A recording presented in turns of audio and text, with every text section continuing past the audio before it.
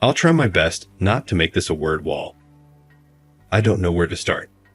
This whole situation is embarrassing, and I am just done with it. I've been with my husband for 5 years now. Married for 3. Well, long story short, his mom was always overwhelming and bold with her input on everything, to put it nicely. I genuinely think it's not fair to be mad at your partner for something he didn't do himself. He can't control what his mom do or say.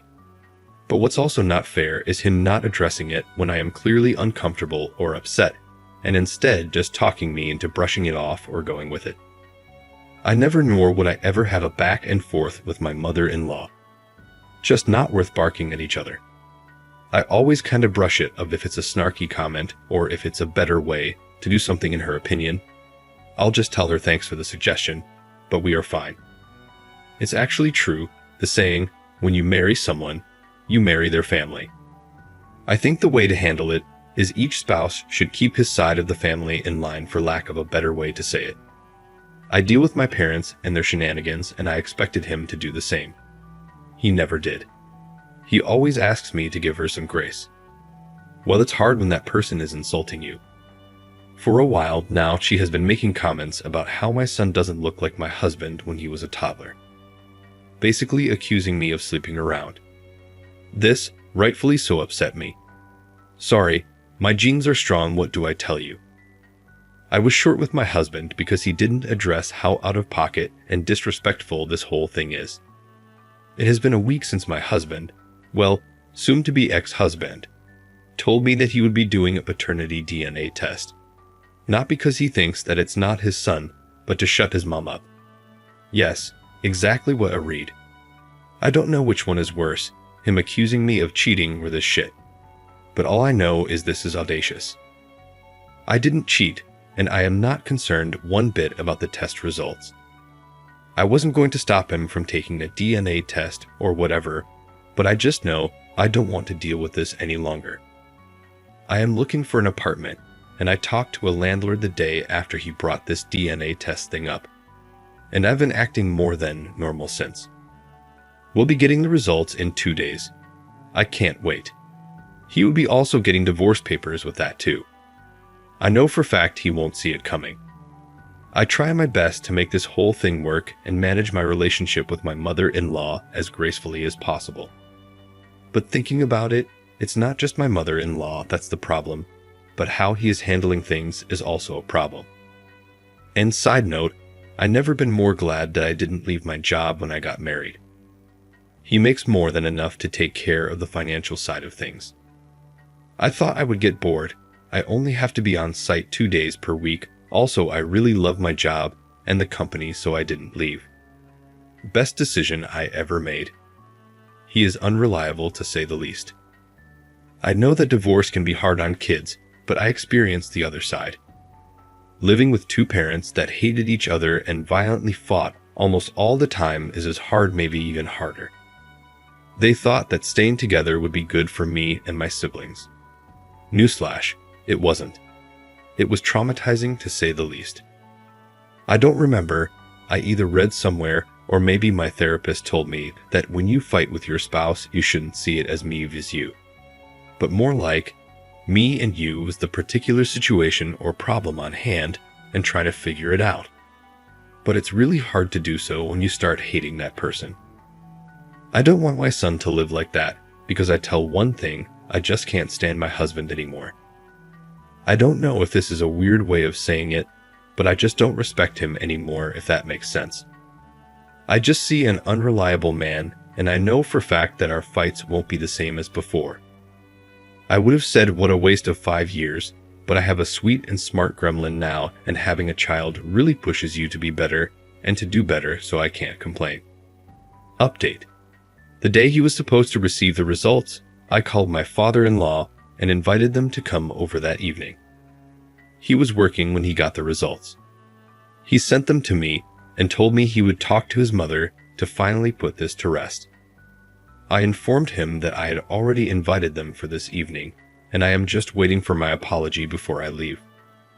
I asked that he come home so we can talk before they come over. He called, and I basically told him that this is not working for me anymore.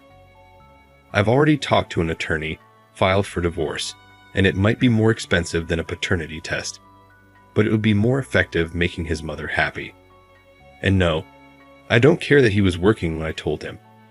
I don't think he would have either. He left work and came home. Long story short, we had a spectacular fight. He said that I am not thinking about my son, and I am overreacting because it's not like he went behind my back. And if he knew that I was this upset, he wouldn't have done it. But he knew. We fought about it when he brought it up. He just didn't care. When I gave him the divorce papers, he said he's not signing anything, and he'll ask his mother to apologize when his parents arrive and get done with this. Listen, I don't need him to sign it to get a divorce. It would only make things complicated. That's it. His mother said she has nothing to apologize for. She wouldn't apologize for having suspicions. She didn't accuse me of anything, and I can leave if I want to. So that's that. I did leave that night because I wasn't going to get an apology, and he didn't seem to understand that him reinforcing that it's okay for her to meddle is why I want a divorce in the first place. He eventually told his parents he'll be coming over from time to time to check up on them. He is their only child, and not to bother coming over anymore until she apologizes. She wasn't amused. She told me I am taking her son away, and some would take my son too. She is not someone that you can talk to, I'll tell you that much. It's like talking to a wall.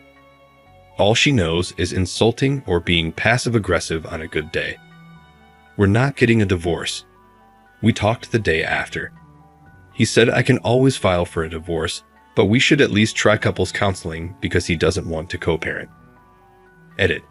He doesn't want to lose his son, plain and simple. Although it's not like, if we were to get divorced, he wouldn't be able to see his son, but whatever. He did say, when we talked the second time, that he can see how he was wrong, especially knowing his mother. He also mentioned that he'll just shut her down if she meddles this time. But what can I do with just words? I hope he can learn a thing or two on how to deal with his mother in counseling, because she is truly overwhelming. If counseling would help him understand that a couple means two people, not three, and our marriage is a bit crowded right now, that's enough for me. People saying that I am overreacting in my last post made me ask myself, do I actually want a divorce, or am I just mad? I wanted the divorce at the time. It seemed like the only solution.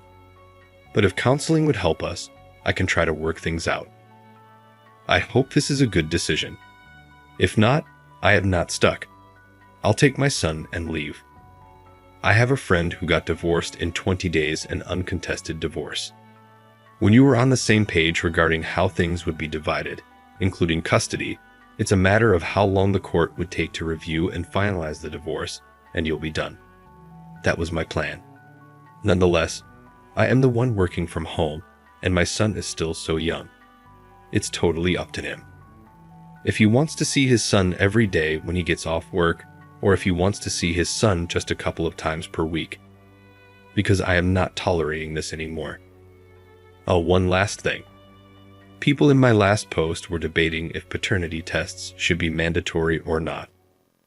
I thought that from what I wrote, it was clear I didn't cheat, and I have nothing against the paternity test itself. It should be obvious to everyone that it's not fair for the child nor the man to be tricked into living a lie. If he was the one who had suspicions, that's a big deal.